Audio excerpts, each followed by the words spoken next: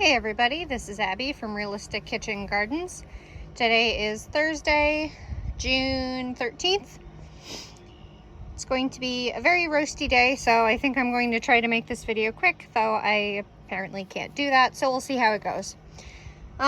This is the herb bed right next to the door that goes into technically the laundry room.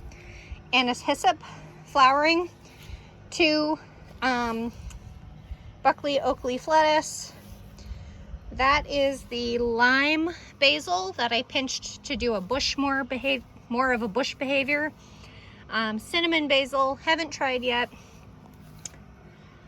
Parsley, which I started in February 29th.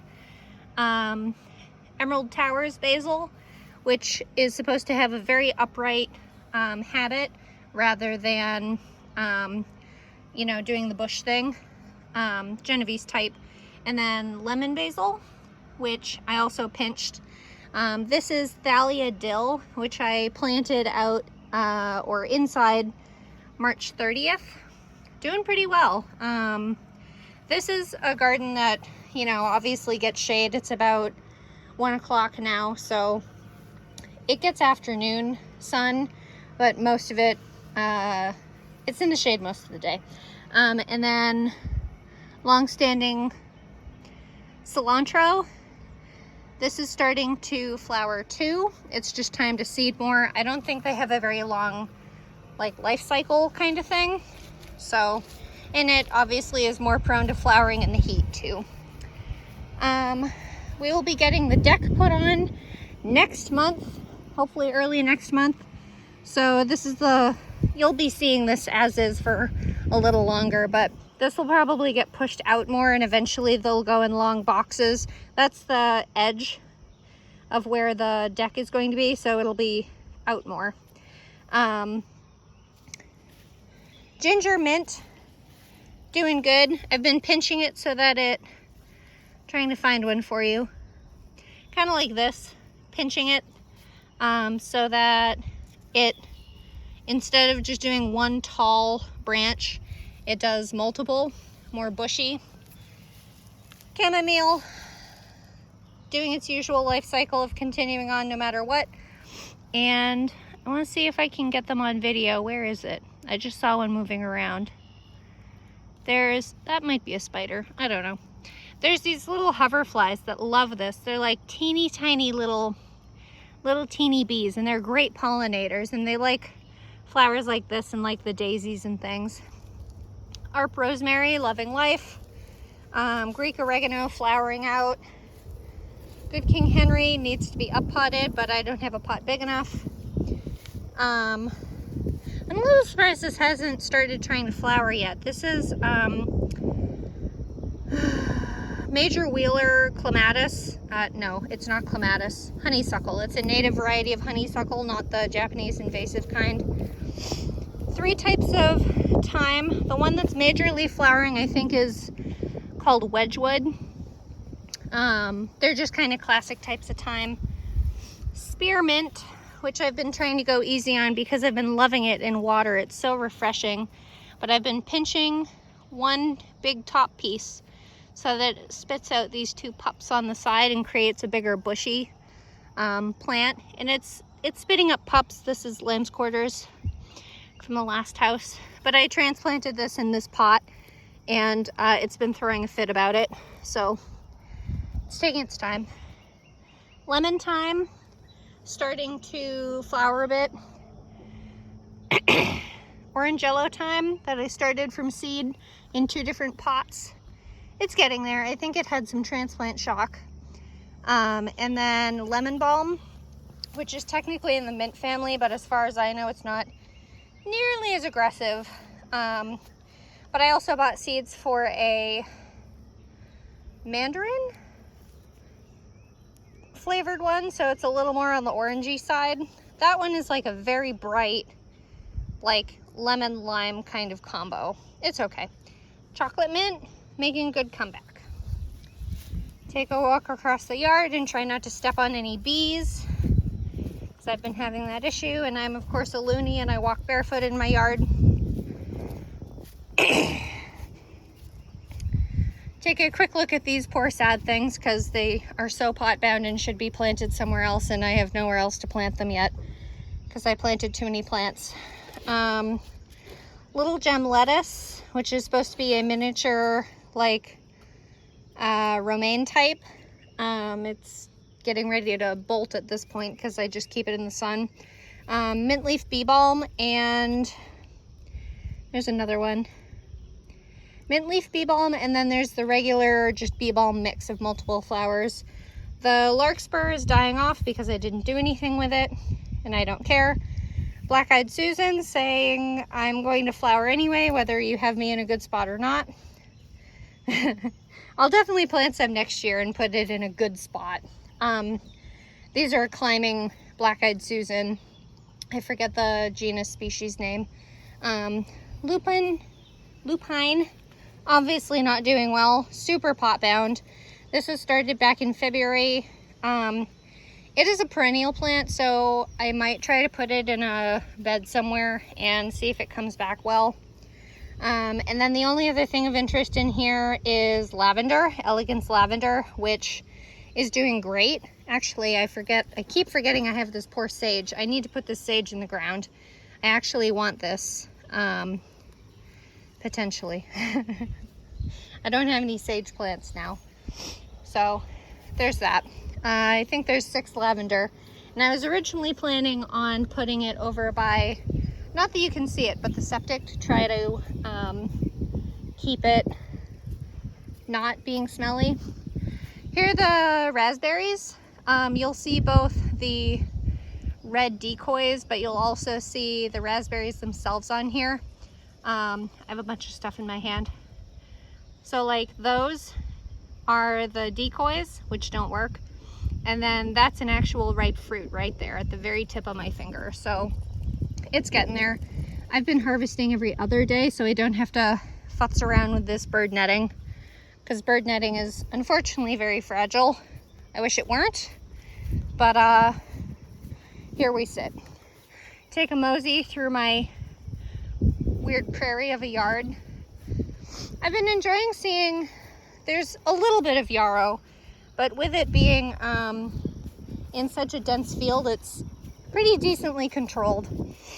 There's these daisies, whatever type they are. There's the Black-eyed Susans that are really fun to spot across the yard. You can see them. Where'd the other one go? There's another one over there. It's just fun to look out and see what you can see. And of course, all the different heights hide stuff too. Without me tripping and falling in a hole would be great. There's also some fleabane, or some type of aster coming up. One of those. And then there was a nice, there it is.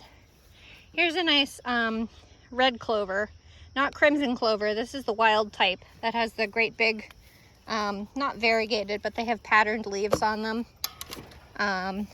Apparently good for tea, for something, I don't know.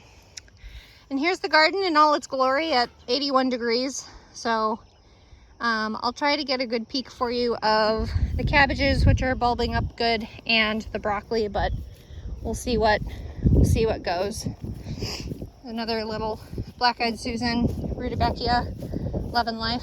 I watered a little bit this morning, but I just can't be bothered to haul that much water. Garlic, I talked about it in a post recently. The one that looked actually good enough to harvest with the first 4 leaves all dried up, not this variety, but in general, had some kind of either mold or fungus or just general rot issue. So I'm going to wait until the majority of this plant, the top of the plant, is like this color, or even golden brown and not crispy. That's just too far. But there's another red clover. We'll see how the garlic does. That one's coming along nicely. That's, are you Bavarian purple? You are Bavarian purple. We'll see how these do. I'm also going to try field drying garlic this year, just laying it flat in the sun for a few days and see how it dries, because last year I dried all my garlic with a fan on it on like an arched cattle panel basically in my very hot garage, and it went okay, but it took a long time. I think I also harvested too early. Anyway, onions. We see the differentiation of the two varieties with the different greens. These are all Ringmaster sweet white onions, and they are bulbing up decently. You can see some of them sticking out, and they'll kind of reach up they'll push themselves up out of the ground as the bulbs get bigger. I have not been babying these plants. I just can't be bothered. So like some of them are laying, you can't see peanuts, and there's a friggin' rose bush in here. Some of them have fallen over. That might have been from, it probably, ouch, got bothered, just stepped on another rose bush in the path, wherever it was. Probably got pushed over in the heavy rains and such. There's another one bulbing up nice. So much plantain. I promise next year I'll do better with my onion and garlic patch. And then here is the regular yellow onion, not a sweet yellow, but a regular onion Patterson, which are supposed to be very good storage onions. These are bulbing up nicely too. Some of them are flopping over. I'm trying to find a good one to show you the bulb. Of course I don't see one. That one's nice and thick. I know you can't see the bulb itself, but use your imagination. If it's not thick there, imagine how thick the bulb is. Oh, here's a good one. Here you go. That's bulbing up nicely. And even then, these won't be ready until these whole stalks flop over at the neck. And even then, I believe you wait like 2 weeks or so to let it go. Bean row, it's been so dry. It hasn't been brutally hot yet. That's coming this coming week. But checking out these chickpeas, I thought I saw, I think it's just the shape of the leaves. I thought I saw a little bud for a bean, but I did not. Here is the pintos, which are going to be grown. They technically grow kind of like a bush bean, but if you leave them on the plant, they'll dry in the pod, and then you just harvest them as dry soup bean, basically. So I'm trying a 30-foot row of that and see how it goes. Chickpeas were a leap of faith, and they're having a grand old time. I mean, beans don't really seem to care if they're dry. I'm sure it like stunts them or whatever, but slows them down. But I can't be bothered to haul that much water to water practically 4 30-foot rows of beans. And then Veller bush bean, there's 2, where is it? Right there. 2 seedings of it. That was the original one. And actually, there's some open on the end of the row I saw. Beans love hot weather, just like a lot of hot weather plants. They're starting to flower though. That one isn't quite open yet, but it's really cool how these plants, it depends on how all the plants are, of course, the variety itself. But like these are purple pod bush beans. So just the outside of the pod is purple. There's part of a flower opening up. If my camera will ever focus. But the stems are, I guess melanistic. They're pigmented heavily. Where's the open one I saw? I saw some open on the end. I think these plants are so pretty. Ah, there it is. That's the one I saw. But the flowers are purple, the stems are purpley, the veins are a little bit purpley, and the outside of the pod is purple, but then when you either bite into the bean or cook them, they're green. Swiss chard, loving life, loving the heat. I'm shocked they haven't bolted. I expected them to bolt because they're called a cool season crop. But apparently not. Cauliflower hasn't started doing anything.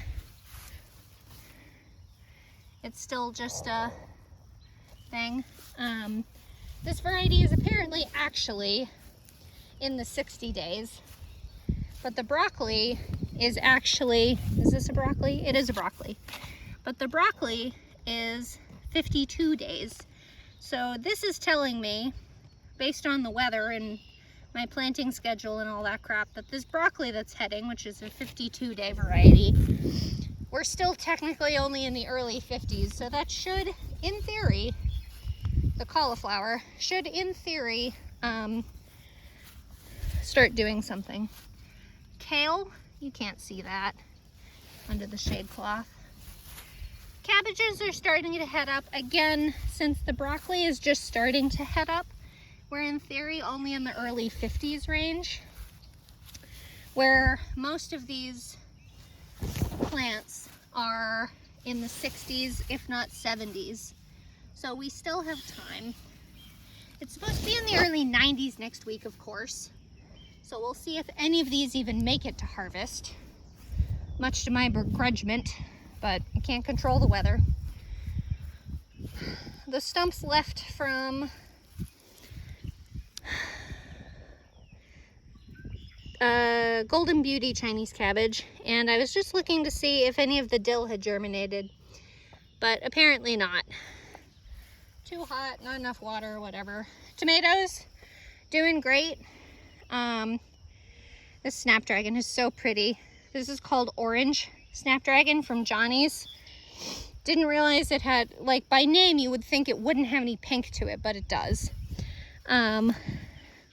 Most significantly, we have our first few, if I could get my mitts out of the way. This is Determinate Roma, which I think I'm starting to like the determinate growth pattern of these tomatoes. I've seen the term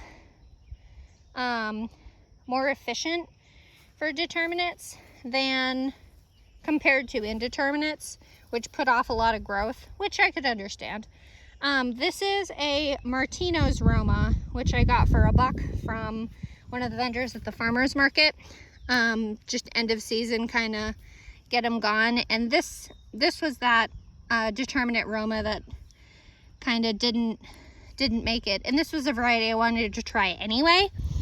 So that's,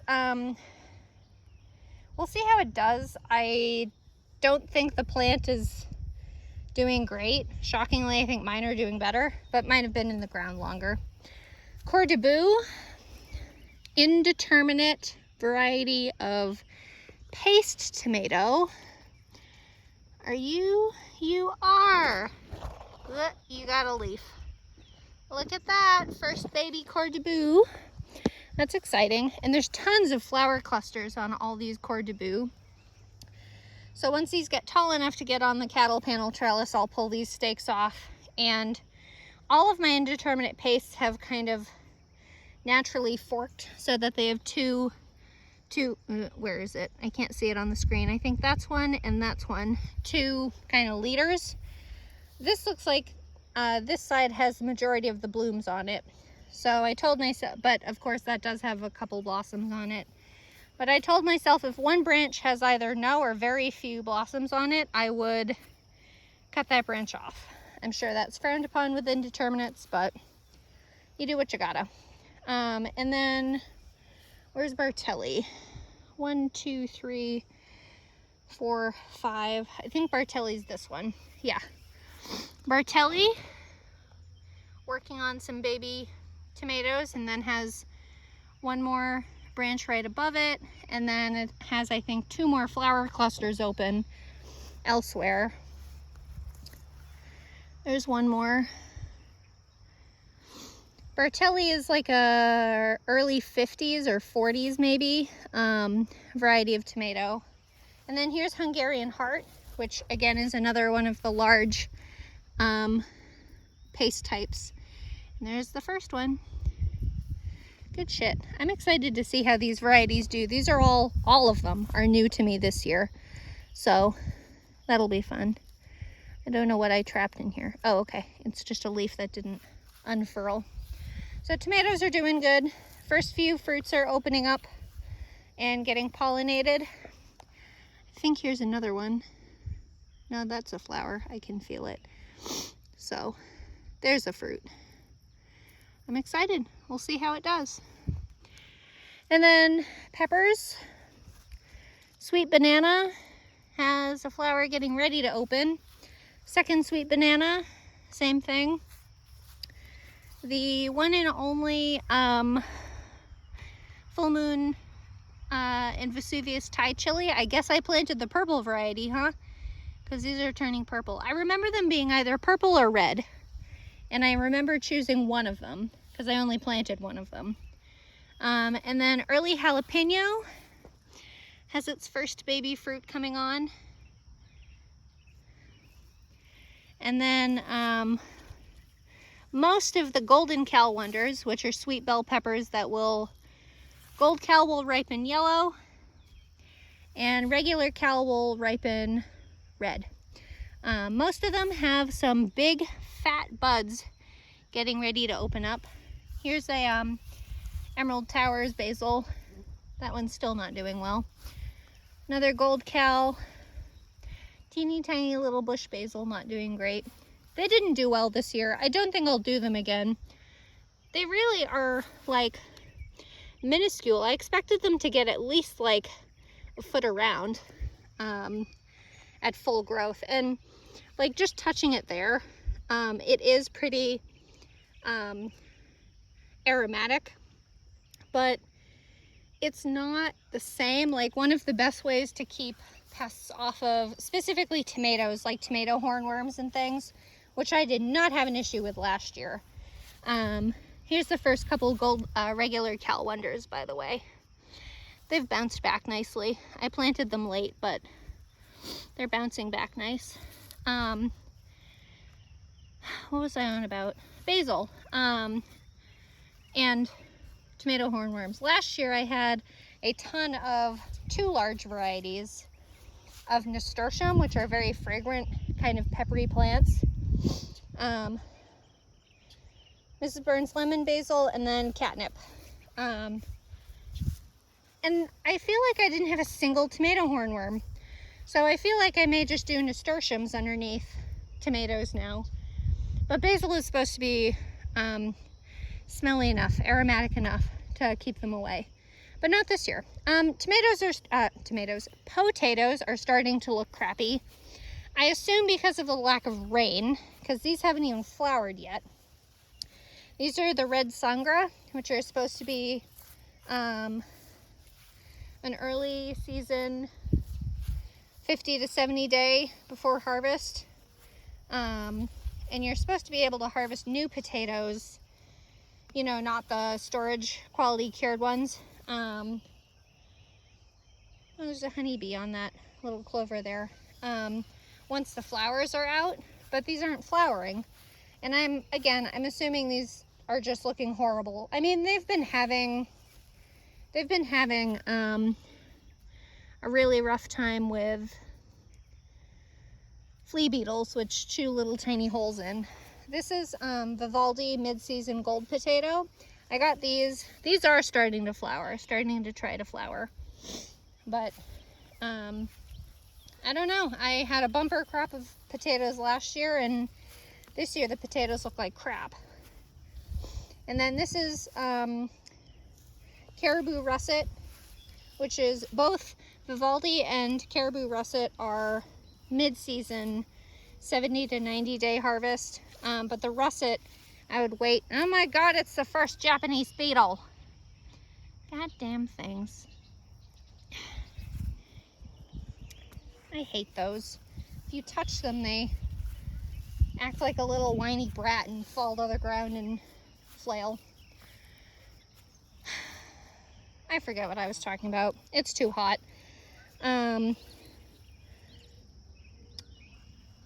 Rio Grande Verde Tomatillo with baby calendula that are struggling because I haven't been watering them. The very first one is getting big, and the second one obviously, but those aren't ready until the husks, you'll see the fruit fill the husk and it'll break open the husk a little bit. But these are like loaded with flowers, and I saw one of those little like hoverfly pollinator type things. There's another one in there. More baby calendula. I should have watered these, but I watered my tomatoes this morning. And calendula's doing okay. Struggle of a year for celery and apparently sweet peas. I've been thinking about hitting these sweet peas with some potassium to see if that'll help jumpstart their flowering. Celery root celeriac variety Brilliant, doing horribly this year. Utah tall stalk type celery, doing pretty good. I, again, have not been watering well, so I'm a little surprised these are doing as well as they are. But I'll try to water those tomorrow or the day after. And then carrots, Bolero on this side, on the very edge, and Parisian, which are short little stubbies.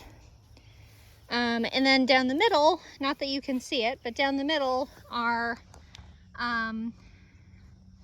the shallots that I transplanted. They were started from seed in like January, so I'm not surprised if they do poorly. But the carrots are starting to, if I can show you without destroying it, they're starting to bulk up a little bit. They obviously have more time, and they'll, there's one. I shouldn't have done that, but turn that rock back over. It's not a rock, but you know. But they're starting to bulk up and they'll shoulder their way above the ground. And I'll try to do a video of pulling carrots up because for some reason it's just so darn fun. And then here's my like 8 or 10, sorry, it's so bright I can't see anything on the screen. Leeks, bandit leeks. They are a very long window, so I'd be shocked if I'll be able to even harvest them this year at all. I may have to wait till springtime now. Oh, it's hot. Spineless zucchini ×3, direct seeded in the ground as is back in, I think it was May 15th, if I recall correctly. So they're cruising along. They're something like 43 days from, I think, seed to harvest, so we'll see. Seeding 1 and 2 of Summer Dance Slicer Cucumber. Here are the 2 adult slicer cucumbers, which have fruit that are getting bigger every day. I forget where the other one is. There it is, around the back. And then there's another 3 on this one, getting big. I love cucumber. I'll actually be doing one last seeding, two more down here of Summer Dance in a couple days. I forget how many days this variety is, but it obviously is longer than a pickling cucumber. And then 1, 2, 3, 4 second seeding of, is it Regal or Max Pack? Max Pack pickling, which is doing great. I will have cucumbers this year, darn it, or pickles specifically. Ooh, here's a big one. Look at that. Not quite. I could probably, but I may leave it for another day or two. Once you start picking cucumbers, you really start stimulating them, and they'll really start producing more. I mean, they're technically a water-loving plant, obviously, because it's something ridiculous, high percentage of water, but I mean, they're growing practically in pure clay, so I really can't be bothered to prioritize watering them with other more fragile things. So there's those 3 adult plants producing well. And then second seeding 1, 2, 3, 4 of Regal pickling cucumber. That I tried to transplant of that, and I think that spot is cursed. Whatever's going on there ain't working. Here are the 2 adults. This one looks a little yellow. I should probably hit it with a touch of fertilizer, you know, or water. These aren't producing as well as Max Pack. I mean, they have tons of female flowers on them, and there's one little pollinated cucumber. Is there another one? The other, I didn't show it very well. There's one. But Max Pack also has multiple vines on it, so like there's one stem here, and then this has this one which has attached itself to this plantain stem. So it has this one small leader, and then it has this one going up, and that's it. But Max Pack has something like 3 or 4 crazy little leaders going around. Ooh, hi. You're ready. I don't have the hands to pick you right now, though. I'll come back after I finish the video. There's another one, like laying in the dirt. That's so exciting. How did that one hide for me? Because I've been looking up at the thing. This one's doing better. I think this one ended up with mostly male flowers. However that works out. And then okra, continuing to struggle. To be fair, this is a variety that is, I think, 60 days from, I assume, seed to harvest. I don't know. I should really look if it's transplant to harvest, which would answer all of my problems. But we'll see if I can manage this. This is orange Jing okra. But we've had burgundy okra in the past from vendors in Ohio, and that was nice. So maybe I'll look for burgundy. And then the gourd row, carrying along.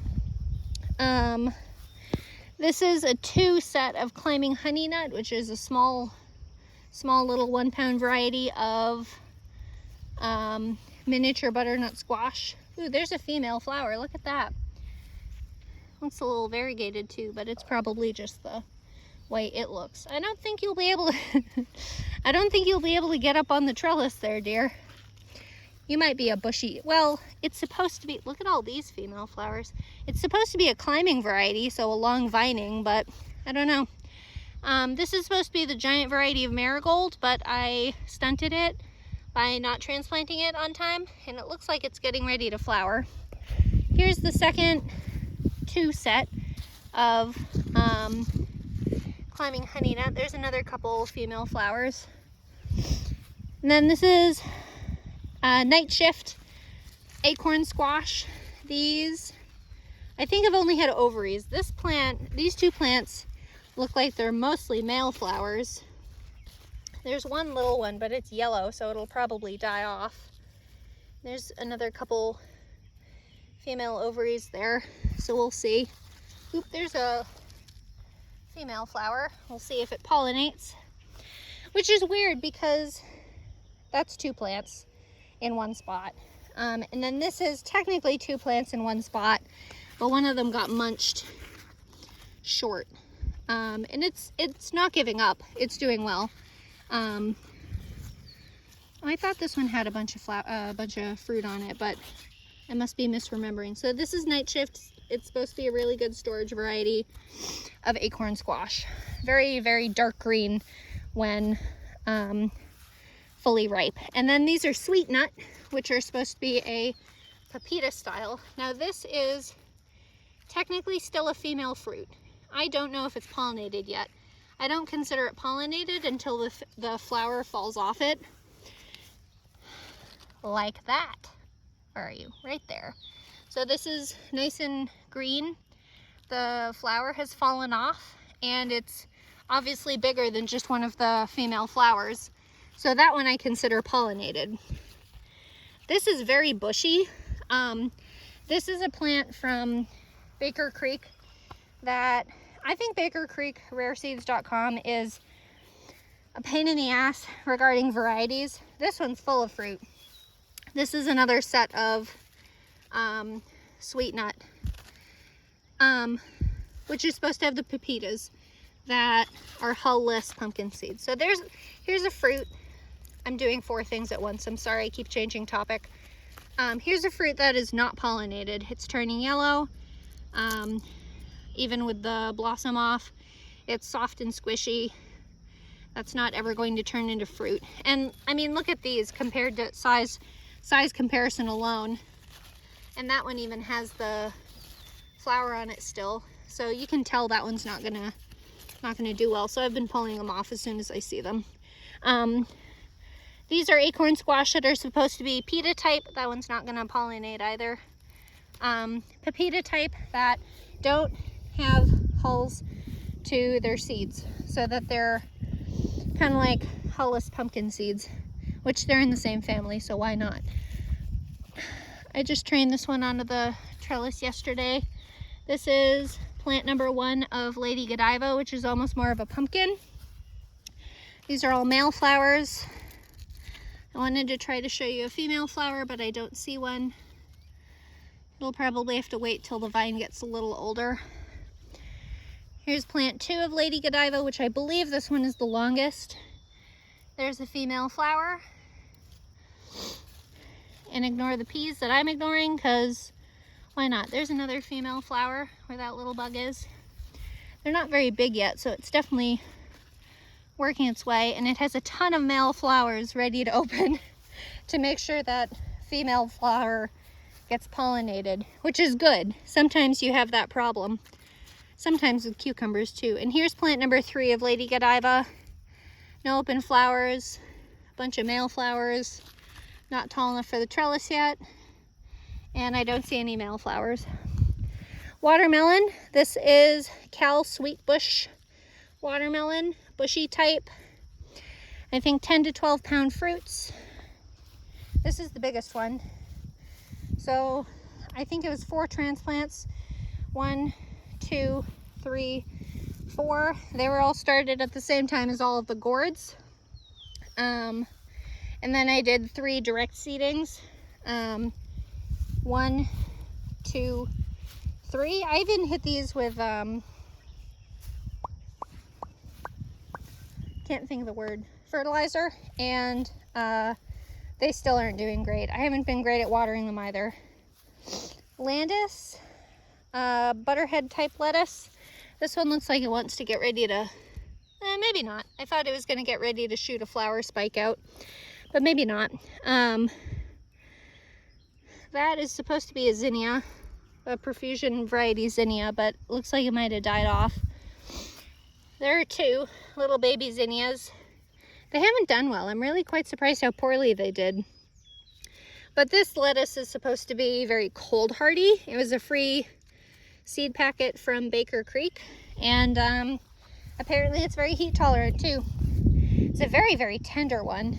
And then here's the first seeding of long-standing cilantro flowering, and it'll go to seed, and I'll harvest the seed, and I'll either plant it, or I will,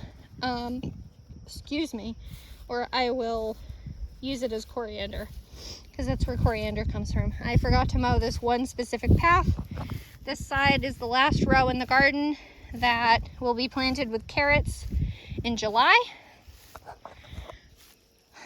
The peas have finally decided to join us in June, which I guess isn't that weird, but I feel like this year has been really brutal as far as how fast and how hot it's gotten.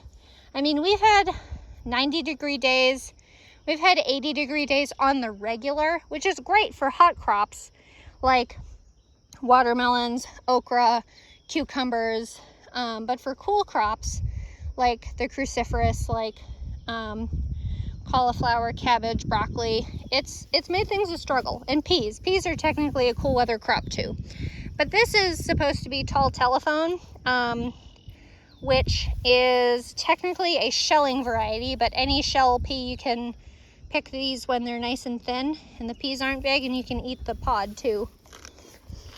But this is the age you would harvest this pod at, and I actually tried one the other day when I was out here, because I wanted to see how these were as a shelling pea, because there's other websites that sell it. I happened to get it from Baker Creek. They do nice big peas, even though that pod's teeny. And these peas are so sweet. They're a really good flavor pea, even for how hot it's been. Sometimes hot weather can really affect the flavor of your crops, like make them bitter. Like carrots will get bitter, a lot of cruciferous will get bitter, that kind of thing. So it's kind of nice that these stay sweet so long. But I think I'm still going to step away from the really long vine type peas, because they take so long to flower and stuff, compared to like the short bush type, like Lincoln I did last year.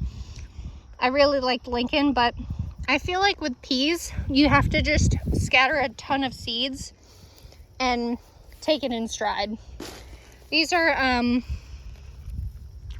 little purple pod